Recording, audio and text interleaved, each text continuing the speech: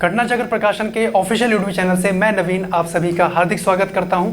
आज से हम लोग एक वीडियो श्रृंखला शुरू कर रहे हैं जिसमें आप लोग समझेंगे उत्तर प्रदेश तथ्यसार वर्ष 2022। ये बुक मार्केट में अवेलेबल हो चुकी है। आप अपने नज़दीकी बुक स्टॉल से इसको परचेस कर सकते हैं और हमारे ऑफिशियल वेबसाइट से भी इसको परचेस कर सकते हैं। जैसा कि गाइस हम लोग देखते हैं कि अधिकांश यूट्यूब चैनल या अन्य प्लेटफॉर्म पे इसको PDF फॉर्मेट में पढ़ाया जाता है और जो कहीं ना कहीं पठन पाठन की स्थिति में कहीं ना कहीं डिस्टर्बेंस होता है, इसलिए हमने इन सारे कंटेंट को स्लाइड पे कन्वर्ट किया है आप लोगों की बेहतर सुविधा के लिए, ताकि आप लोग उसको अच्छे से समझ सकें। और बुक फॉर्मेट को जो हम लोग कंटिन्यू करेंगे, बिल्कुल आपको जो भी टॉपिक उसमें मेंशन है उसी के अनुसार क्रमवार सारी कक्षाएं इसमें संचालित रहेंगी। चलिए आइए शुरू करते हैं। तो आइए अब हम लोग बात करेंगे यहाँ पे टॉपिक नंबर आप लोग देख पाएंगे अपने पेज पर, उत्तर प्रदेश अद्यतन आर्थिक गतिविधियां, है ना। आप अपने उस पर देखें जो आपके पास बुकलेट है, पेज नंबर है यहाँ पे 37 से लेके 44 तक, यानी अभी हम लोग जो जिसका विश्लेषण करने वाले हैं वो पेज नंबर 37 से लेके 44 तक का मामला है। ठीक है, अब जरा यहाँ पे एक चीज़ समझे कि देखिए अगर इस फॉर्मेट में हम लोग लेके चलेंगे तो ये आपके लिए विजिबल नहीं रहेगा। जैसे कि आप लोग देख पा रहे हैं उत्तर प्रदेश अद्यतन आर्थिक गतिविधियां, इसको हम जूम करेंगे तो वो आपको बेहतर समझ नहीं बन पाएगी, जो हम चाहते हैं कि आप उसको अच्छे से समझ पाएँ।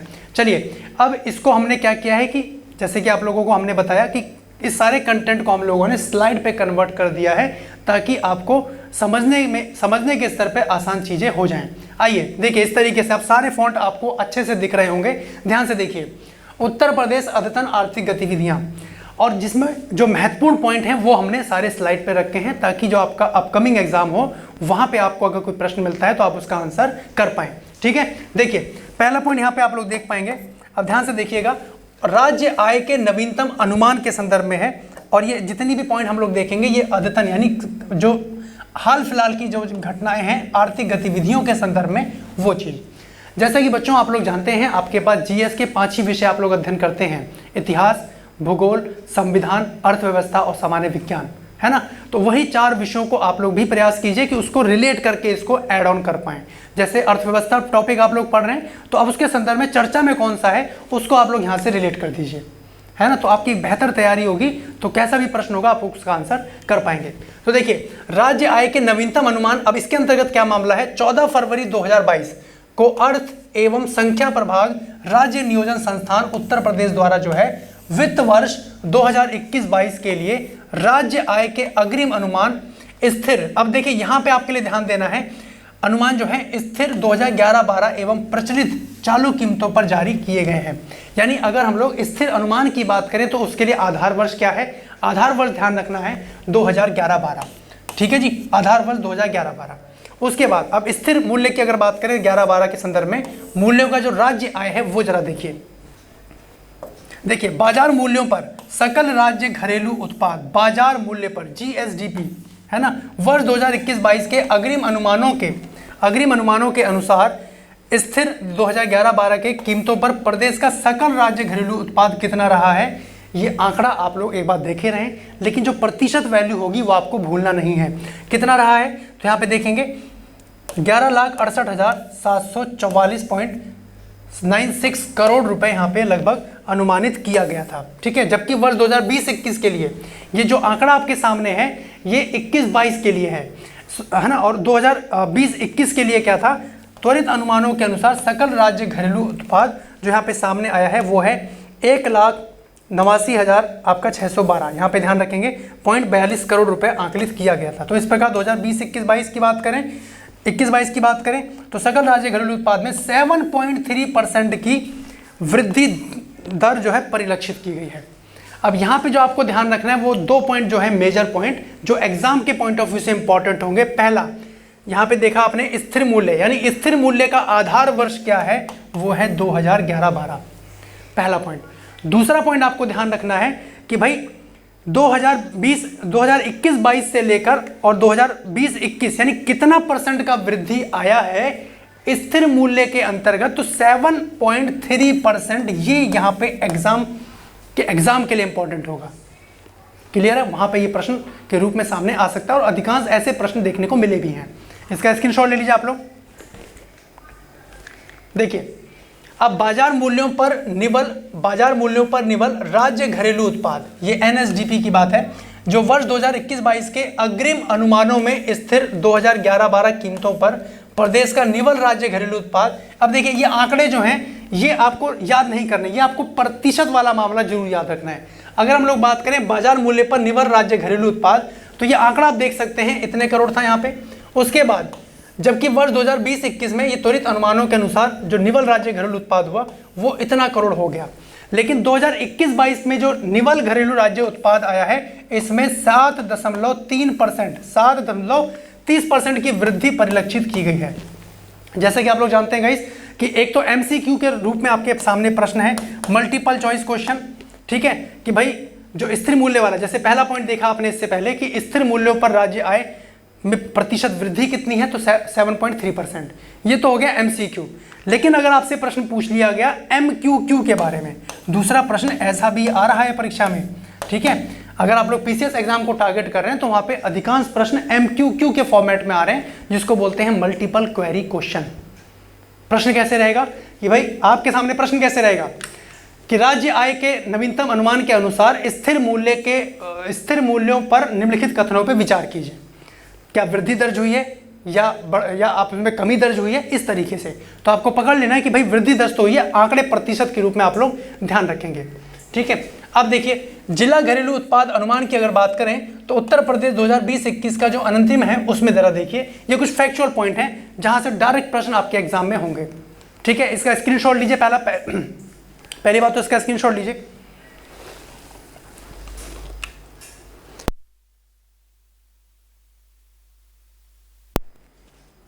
आइए इसका स्क्रीनशॉट ले लिए होंगे। अब 3 मार्च 2022 को उत्तर प्रदेश राज्य नियोजन विभाग के अर्थ और संख्या प्रभाग द्वारा इसको जारी किया गया है। जिला घरेलू उत्पाद अनुमान जो है उत्तर प्रदेश के राज्य नियोजन विभाग के अर्थ एवं संख्या प्रभाग के द्वारा इसको जारी किया गया। कौन जारी करता है, पहला पॉइंट आपके सामने स्पष्ट हुआ है ना, बिल्कुल फैक्चुअल पॉइंट है।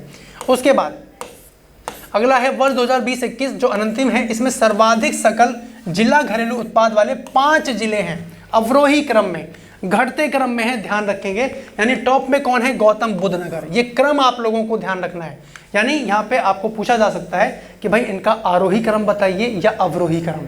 तो टॉप 5 आप लोग ध्यान रखें, एक है गौतम बुद्ध नगर, आगरा, लखनऊ, प्रयागराज या और मेरठ, ठीक है जी। ये सर्वाधिक सकल जिला घरेलू उत्पाद वाले टॉप 5 जिले हैं जो अवरोही क्रम में लगे हैं, यानी पहले बड़ा फिर उससे छोटा फिर उससे छोटा, तो ये क्रम ध्यान रखना है। उसके बाद बिल्कुल फैक्चुअल है, नेक्स्ट पॉइंट 2020-21 में जो अंतिम में है, न्यूनतम सकल जिला घरेलू उत्पाद वाले 5 जिले हैं। न्यूनतम सकल वाले, सर्वाधिक वाले आपने देखे, अब न्यूनतम वाले कौन से हैं 5 जिले, जिसमें आपने देखा श्रावस्ती है ना, श्रावस्ती है, चित्रकूट है, उसके बाद संत कबीर नगर है, औरैया है और महोबा है। श्रावस्ती सबसे लास्ट में है, न्यूनतम। टोटल 75 जिले हैं आप लोग जानते हैं, 18 प्रमंडल हैं और उनमें 75वें नंबर पे है श्रावस्ती। न्यूनतम सकल जिला घरेलू उत्पाद वाले न्यूनतम जिले इसके अंतर्गत आपके सामने हैं, ठीक है। अब यहीं पे एक प्रश्न और बन सकता है कि प्रति व्यक्ति आय वाला क्या मामला है। अब ध्यान से देखिएगा, वर्ष 2020-21 के अंतिम में सर्वाधिक प्रति व्यक्ति जिला घरेलू उत्पाद वाला टोटल 5 जिला जो है, टॉप 5 जिला, ये अवरोही क्रम में है, यानी पहले बड़ा फिर छोटा। तो टॉप नंबर पे गौतम बुद्ध नगर जो कि समान है, याद रखना आसान होगा। उसके बाद मेरठ है, एटा है, आगरा है और लखनऊ है। ये क्रम थोड़ा सा आपको ध्यान रखना होगा, इसको बार बार देखिएगा आप लोग, ठीक है। उसके बाद अब 2020-21 के न्यूनतम प्रति व्यक्ति जिला घरेलू उत्पाद वाले जो 5 जिले हैं न्यूनतम वाले, 75वें नंबर पे यहाँ पे आ गया है बहराइच। अगर हम लोग बात कर रहे थे न्यूनतम सकल जिला घरेलू उत्पाद में, तो लास्ट में था श्रावस्ती। प्रति व्यक्ति जिला घरेलू उत्पाद की बात करी तो लास्ट में आ गया बहराइच, है ना। तो ये जो जिले आपने देखे ये नेपाल से सीमा बनाते हैं। तो जब ये चर्चा में है तो एक पॉइंट और सामने आ जाता है कि नेपाल से कौन सा क्षेत्र सीमा बना रहा है। पहले दिन के लेक्चर में हम लोगों ने डिस्कस किया था, अगर आपको याद हो, है ना। आइए उसके बाद संत कबीर नगर है, बलरामपुर है, जौनपुर है और बलिया है, ठीक है जी। बलरामपुर है, यहाँ पे ध्यान रखेंगे जो न्यूनतम 5 हैं। इसका स्क्रीनशॉट लीजिए आप लोग। अगला देखिए 15वें वित्त आयोग। अब देखिए 15वें वित्त आयोग की संस्तुतियां क्या हैं उत्तर प्रदेश के विशेष संदर्भ में। 15वां वित्त आयोग, कौन इसके अध्यक्ष हैं, कमेंट सेक्शन में कमेंट करके बताइएगा आप लोग कौन है इसके अध्यक्ष, ठीक है, चलिए स्क्रीन पे वैसे आपको दिख ही जाएगा नाम, बट फिर भी वीडियो को पॉज करके जो भी आपके दिमाग में आ रहा हो अगर जान रहे हैं तो जरूर कीजिएगा, हालांकि नाम आ ही जाएगा भी। वित्त आयोग अधिनियम 1951, finance commission miscellaneous provision act 1951 के जो उपबंध हैं उसके साथ पठित संविधान के अनुच्छेद 280, अब देखिए संविधान के रूप में भी इंपॉर्टेंट हो गया, खंड 1 के अनुसरण में भारत सरकार ने राष्ट्रपति की स्वीकृति से 27 नवंबर 2017 को एन.के. सिंह, यही है एन.के. सिंह की अध्यक्षता में 15वें वित्त आयोग के गठन की घोषणा करी। तो 15वें वित्त आयोग के अध्यक्ष कौन है? एन.के. सिंह, नाम ध्यान रखिएगा, ठीक है, अगर नहीं सोच पाए हैं तो ध्यान रखेंगे। उसके बाद देखिए 15वें वित्त आयोग द्वारा जो है निम्नलिखित विषयों के संदर्भ में सिफारिशों की प्रस्तुत किया गया है। कई सिफारिशें इन्होंने दी हैं जो आप लोगों को ध्यान रखना है, यानी कोई अगर आप लिखित वाला प्रश्न देख रहे हैं तो वहाँ पे इनको आंसर के रूप में भी प्रयोग में ला सकते हैं, जो कि बहुत इफेक्टिव, बहुत अच्छी कहीं ना कहीं वैल्यू उसमें छाप छोड़ेगा, आप कह सकते हैं, जो कि स्कोरिंग हो जाता है मामला फिर। अब देखिए केंद्र और राज्यों के मध्य करों के शुद्ध आगमों यानी नेट प्रोसीड ऑफ टैक्सेस के वितरण और राज्यों के बीच ऐसे आगमों के तत्व संबंधी भाग में आवंटन के बारे में है। और उल्लेखनीय है कि संविधान के भाग 12 के अध्याय 1 के अधीन करों के शुद्ध आगमों और केंद्र एवं राज्यों के मध्य विभाजन इसके अंतर्गत किया गया है। ठीक है जी, तो यहाँ पे आप लोग ये पॉइंट ध्यान रख सकते हैं 15वें वित्त आयोग की संस्तुतियों के आधार पर जो कहीं ना कहीं इसमें जो सिफारिशें की गई हैं। उसके बाद अगली सिफारिश देखें, भारत की संचित निधि में से राज्यों के राजस्व में सहायता अनुदान को शासित करने वाले सिद्धांत संविधान के अनुच्छेद 275 खंड 1 के परंतुक में विनिर्दिष्ट प्रयोजनों से भिन्न प्रयोजनों के लिए अनुच्छेद 275 के अधीन राजस्व में सहायता अनुदान के रूप में राज्यों को कहीं ना कहीं यहाँ पे संदत्त की जाने वाली धनराशियाँ, ये इसके अंतर्गत दूसरी संस्तुति इसमें की गई है। तीसरी संस्तुति क्या है कि राज्य के वित्त आयोग द्वारा राज्य का जो वित्त आयोग है उसके द्वारा की गई सिफारिशों के आधार पर राज्य में पंचायतों और नगर पालिकाओं के संसाधन की अनुपूर्ति के लिए किसी राज्य की संचित निधि के संवर्धन हेतु इसमें आवश्यक उपाय भी बताए गए हैं। यानी अगर हम लोग बात करें कि जो राज्य का जो वित्त आयोग है, यानी अगर जो पंचायत है, नगर पालिका है, इसके संदर्भ में राज्य की जो संचित निधि होगी उसके संवर्धन के लिए हम लोग आवश्यक उपाय सुझा सकते हैं। ये सारी सिफारिशें इसके अंतर्गत दी गई हैं। ठीक है, अच्छा अगला देखें, 15वें वित्त आयोग की संस्तुतियों के तहत राज्यों को अंतरिम हिस्से में सर्वाधिक उत्तर प्रदेश के लिए निर्धारित किया गया है, जबकि इस संदर्भ में बिहार का दूसरा स्थान है। अब देखिए ये आपके लिए इंपॉर्टेंट पॉइंट हो जाता है जो प्रश्न के रूप में सामने आ सकता है, तो यहाँ पे ध्यान देंगे आप लोग। अब जरा समझिए क्या है कि 15वें वित्त आयोग की संस्तुति के तहत क्या है कि राज्यों को अंतरित हिस्से में सर्वाधिक जो है उत्तर प्रदेश के लिए निर्धारित किया गया है, और दूसरा नंबर किसका है? बिहार का है। राज्य के संदर्भ में ध्यान रखें। उसके बाद केंद्र द्वारा हस्तांतरित करों में से अधिकतम हिस्सेदारी वाले शीर्ष 3 राज्य आपके सामने हैं, नाम ध्यान रखेंगे, जिसमें पहले नंबर पे है उत्तर प्रदेश, ठीक है, दूसरे नंबर पे है बिहार और तीसरे नंबर पे है, यहाँ पे आप लोग ध्यान रखेंगे, मध्य प्रदेश। ठीक है जी, यहाँ पे 14वें वित्त आयोग, 15वें वित्त आयोग और ये आपका 2020-21 और ये 21 से 26 तक का आंकड़ा, ये कुछ अनुमानित आंकड़े हैं जो आपके सामने हैं, लेकिन ये तो हो चुके हैं तो ये आपके सामने दिख रहे हैं। अब यहाँ पे जरा एक चीज़ समझिए, आपके सामने प्रश्न क्या होगा कि 2020-21 से 2021-26 में क्या बढ़ोतरी देखने को मिली है, कमी देखने को मिली है? 931, 939 भाई बढ़ोतरी देखने को मिली है, लेकिन वही 2015 से तुलना की जाए तो कमी यानी गिरावट देखने को आई है। ऐसे आंकड़े आपको रीड करने हैं, सारे आंकड़े नहीं रख सकते हैं। फैक्चुअल प्रश्न कुछ अगर अच्छे लेवल के प्रश्न बनते हैं तो ऐसे ही रहते हैं कि भाई 15वें वित्त आयोग 14वें वित्त आयोग 2015-20 के अनुसार 15वें वित्त आयोग 2021 से 26 तक के जो उत्तर प्रदेश का जो आंकड़ा इसमें आया है वो उसमें बढ़ोतरी हुई है, कमी हुई है? कमी हुई है ना। उसी तरीके से यहाँ पे देख पाएंगे आप 9.66, तो यहाँ पे बढ़ोतरी आप लोग देख पा रहे हैं। ठीक है, मैं यहाँ पे तुलना कर रहा हूँ 2015-20 से। 7.548 से देखा जाए तो 7.85 850, तो यानी यहाँ पे भी बढ़ोतरी देखने को मिल रही है। और 2020-21 से तुलना करें तो यहाँ पे कहीं ना कहीं गिरावट आ गई है और यहाँ पे कहीं ना कहीं गिरावट आ गई है। कुछ इस तरीके से आप लोगों को कनेक्ट करना होगा। आइए नेक्स्ट पॉइंट देखें। इसमें वर्ष 2020-21 एवं 2021-26 हेतु 15वें वित्त आयोग द्वारा केंद्रीय करों में न्यूनतम हिस्सेदारी वाले राज्य क्रमशः कौन से हैं? गोवा है और सिक्किम है, दो ही हैं न्यूनतम वाले। टॉप 3 उत्तर प्रदेश, बिहार और उससे पहले आप लोगों ने जो देखा मध्य प्रदेश। ठीक है जी, तो 3 राज्य यहाँ पे और बाकी न्यूनतम वाले 2 आपके सामने आ गए हैं। अब अगले हेडलाइन की तरफ बात करें, आप पेज नंबर उसमें देखते चलिएगा, इन्वेस्ट यूपी, इन्वेस्ट यूपी। ठीक है जी, अब यहां से क्या प्रश्न है जरा इसको समझिए कि जून 2020 को उत्तर प्रदेश मंत्रिमंडल ने इन्वेस्ट यूपी नाम से उत्तर प्रदेश निवेश प्रोत्साहन एवं सुविधा एजेंसी के गठन के प्रस्ताव को स्वीकृति प्रदान की है। क्लियर है? इन्वेस्ट यूपी के बारे में बात हो रही है। इन्वेस्ट यूपी की स्थापना पूर्ववर्ती उद्योग बंधु को अपग्रेड सुदृढ़ करते हुए तथा इस नई संस्था के लिए प्रोफेशनल मैन पावर की व्यवस्था करते हुए एक सम्यक ढांचा बनाने के साथ की गई है। ठीक है जी, इस एजेंसी के ढांचे में गवर्निंग बोर्ड है और संचालन समिति का प्रावधान किया गया है, और गवर्निंग बॉडी के जो अध्यक्ष होंगे वो भी आपको ध्यान रखने कौन होंगे? मुख्यमंत्री होंगे। इन्वेस्ट यूपी के अंतर्गत जो गवर्निंग बोर्ड के अध्यक्ष हैं वो कौन है? मुख्यमंत्री हैं। बिल्कुल फैक्चुअल प्रश्न रहेगा।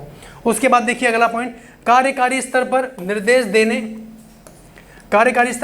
देने, अंतर विभागीय समन्वय बनाने तथा अनुश्रवण हेतु अवस्थापना एवं औद्योगिक विकास आयुक्त की अध्यक्षता में संचालन समिति की व्यवस्था भी इसके अंतर्गत कहीं ना कहीं की गई है। तो यहाँ पे ये पॉइंट ध्यान रखें, इन्वेस्ट यूपी यानी इन्वेस्टमेंट, आप निवेश से इसको कनेक्ट कर सकते हैं, निवेश से संबंधित मामला है। निवेश प्रोत्साहन और सुविधा को कहीं ना कहीं उसके गठन के प्रस्ताव की स्वीकृति मिल गई है। और इसका किसका अपग्रेडन है, किसका अपग्रेड किया गया है, किसका अपग्रेडेशन है? तो उद्योग बंधु यहाँ पे आप लोग ध्यान रख सकते हैं। ठीक है, अगला देखिए, इन्वेस्ट यूपी का उद्देश्य क्या है? उत्तर प्रदेश को भारत में सर्वाधिक वरीयमान निवेश गंतव्य के रूप में स्थापित करना, प्रदेश के वर्तमान एवं भावी उद्यमों के सक्षम उत्पन्न होने वाली समस्याओं का समाधान करना। और इसमें क्या है कि उल्लेखनीय क्या है कि प्रदेश की 1998 की औद्योगिक नीति, 1998 की 1998 की जो औद्योगिक नीति है उसके अंतर्गत निवेशकों एवं उद्यमियों के प्रोत्साहन तथा उनकी समस्याओं के निराकरण हेतु एक छत के नीचे एकल मेज व्यवस्था, ध्यान से समझें, के तहत राज्य स्तर पर उद्योग बंधु की स्थापना 1 जनवरी 1999 से प्रभावी हुई थी। तो यहाँ पे आपके लिए बहुत इंपॉर्टेंट पॉइंट हो जाता है कि उद्योग बंधु की स्थापना कब हुई, क्योंकि इसी का अपग्रेडेशन हमने देखा इन्वेस्ट यूपी के रूप में सामने आ रहा है। और इसकी स्थापना कब हो रही है? 1 जनवरी 1999। सिंपल सा प्रश्न क्या होगा कि उद्योग बंधु की स्थापना कब की गई, तो वहां पे आप लोग अपना आंसर ये ध्यान रख सकते हैं। इसका स्क्रीनशॉट लीजिए। अगला देखिए, नेक्स्ट हेडलाइन जो है उत्तर प्रदेश कामगार और श्रमिक, उत्तर प्रदेश कामगार और श्रमिक यानी सेवा योजन एवं रोजगार आयोग। इसके संदर्भ में ध्यान से देखेंगे कि 16 जून 2020 को उत्तर प्रदेश सरकार ने उत्तर प्रदेश कामगार और श्रमिक सेवा योजन एवं रोजगार आयोग के गठन का निर्णय लिया। डेट यहाँ पे देख सकते हैं, अभी निर्णय लिया है, गठन नहीं हुआ है ना, लेकिन जिस दिन गठित होगा तो वो डेट हमारे लिए इंपॉर्टेंट हो जाती है। क्लियर है? आइए अब जरा समझिए कि यह आयोग कामगारों और श्रमिकों की सामाजिक एवं आर्थिक सुरक्षा तथा उनके सर्वांगीण विकास के उद्देश्यों की प्राप्ति के लिए इसको गठित किया गया है। किसको? उत्तर प्रदेश कामगार और श्रमिक। ठीक है, वहीं पे बात करें, यह आयोग एक उच्च स्तरीय संस्था है। कैसी संस्था है? एक उच्च स्तरीय संस्था है जिसका उद्देश्य क्या है? सरकारी तथा गैर सरकारी क्षेत्र में अधिक से अधिक सेवा योजन और रोजगार के अवसर सृजित करना। नाम से इसके पता चल रहा है कि रोजगार से संदर्भ में ये चीजें सामने लाई गई हैं, तो वही इसका उद्देश्य भी है। अब यहाँ पे इंपॉर्टेंट पॉइंट देखिए, मुख्यमंत्री अथवा उनके द्वारा नामित कैबिनेट मंत्री जो है वो आयोग के अध्यक्ष होंगे, यानी कैबिनेट मंत्री में से आयोग का अध्यक्ष निर्धारित किया जाएगा। तो ये पॉइंट यहाँ पे आप लोग ध्यान रखें। ठीक है, इसका स्क्रीनशॉट लीजिए आप लोग।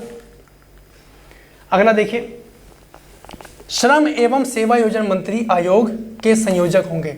श्रम एवं सेवा योजना मंत्री जो है वो आयोग के संयोजक होंगे और आयोग के 2 उपाध्यक्ष होंगे। औद्योगिक विकास मंत्री, सूक्ष्म लघु एवं मध्यम उद्यम तथा आपका निर्यात प्रोत्साहन मंत्री भी इसके अंतर्गत सम्मिलित रहेंगे। ठीक है, अगला पॉइंट देखें। इसके अलावा अभी सारे आपके लिए जानकारी वाले पॉइंट हो गए, लेकिन जो फैक्चुअल पॉइंट है उसके ऊपर हम जरूर बात कर रहे होंगे। देखिए, इसके अलावा क्या है कि कृषि मंत्री हैं, ग्राम विकास मंत्री हैं, पंचायती राज मंत्री हैं, कृषि उत्पादन आयुक्त हैं, अपर मुख्य सचिव, प्रमुख सचिव और सेवा योजन, ये हो गए आयोग के सदस्य, ये सब इसके अंतर्गत शामिल होंगे। और अवस्थापना एवं औद्योगिक विकास आयुक्त जो है वो आयोग के सदस्य सचिव होंगे। तो यहाँ पे ये पॉइंट आप लोग ध्यान रख सकते हैं, इसका स्क्रीनशॉट लीजिए।